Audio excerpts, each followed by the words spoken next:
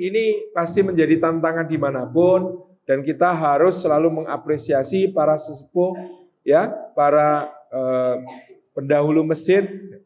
Kadang-kadang anak muda bikin kegiatan itu tidak didukung oleh para sesepuh.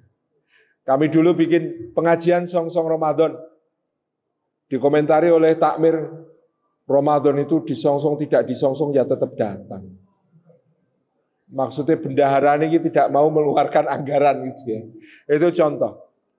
Tapi intinya yang muda harus memahami posisi para sesepuh. Kita bisa mengajak beliau-beliau untuk studi banding, ya, untuk mendengarkan pengalaman masjid-masjid lain, untuk melihat contoh bahwa di tempat lain kegiatan-kegiatan yang progresif bisa berjalan. Dan itu kita tidak usah ngotot, ya. Kita cuma menyampaikan wacana-wacana baru, lalu pelan-pelan, ya, kalau bisa kita mandiri terlebih dahulu dengan kegiatan-kegiatan kita. Tidak pernah ada perubahan itu kok lancar-lancar saja, pasti ada tantangannya. Ini pribadi, pengalaman pribadi. Saya saja di Masjid Jogokarian tahun 2006-2007 itu ketika memulai banyak kegiatan baru, ya, bersama Allahyarham Mas Muhammad Fani Rahman ketika itu, sampai ada sebuah pengajian di Jogokarian itu yang dulu namanya pengajian Ahad pagi, diubah namanya menjadi pengajian Jogokarian asli. Karena saya dianggap kaum penjajah. Sama yang sepuh-sepuh saya ini dianggap kaum penjajah. Anak muda, pendatang, baru di situ sejak tahun 2000, kok mengadakan berbagai acara di Masjid Jogokarian yang neko-neko acaranya gitu ya. Itu sampai saya merasa kayak itu. Jadi ini pengajian kok berubah nama ya? Dulu pengajiannya namanya pengajian Ahad lagi, berubah nama menjadi pengajian Jogokarian asli. Itu kan, waduh, ini saya harus. Nah, saya minta nasihat dengan para sesepuh yang sudah pro anak muda, kira-kira gimana ini supaya jangan sampai mengganggu keharmonisan hubungan dengan sesama jamaah dan takmir masjid. Maka saya disarankan banyak-banyak silaturahmi, banyak mendengar, sowan gitu ya. Dan itu kami lakukan, dan alhamdulillah itu menjadi sebuah hal yang diterima akhirnya.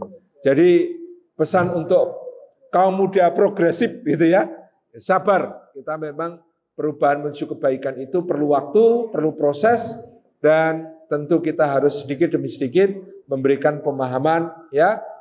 Duitnya masjid itu kalau keluar itu tidak pernah rugi, dan memang sudah seharusnya duit masjid itu keluar. Maksud saya begini, Masjid Jogokarian itu kenapa kok mengumumkan infak saldonya sama dengan 0 itu menjadi sebuah ukuran kebaikan? Karena orang yang infak itu kan nunggu pahalanya mengalir. Ya benar, sudah diserahkan ke takmir itu sudah ada pahalanya. Tapi pahalanya kan baru akan sempurna kalau uang yang dia serahkan itu sudah wujud menjadi amal soleh.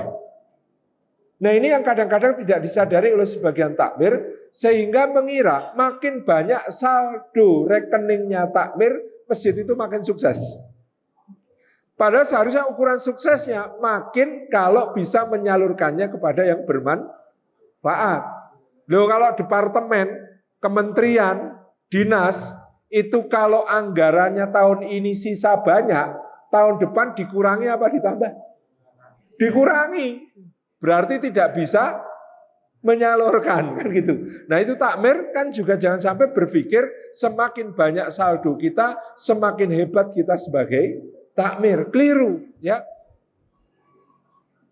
Yang benar ya semakin berhasil menyalurkan, maka semakin sukses sebagai takmir. Itu contoh bagaimana paradigma-paradigma ini kita pahami. Dan tadi ya, kalau Jogokarian bisa menjadi satu studi kasus bahwa menghabiskan kasnya takmir itu ternyata sulit, tidak pernah habis, karena tiap kali dihabiskan banyak yang melakukan refill alias isi ulang.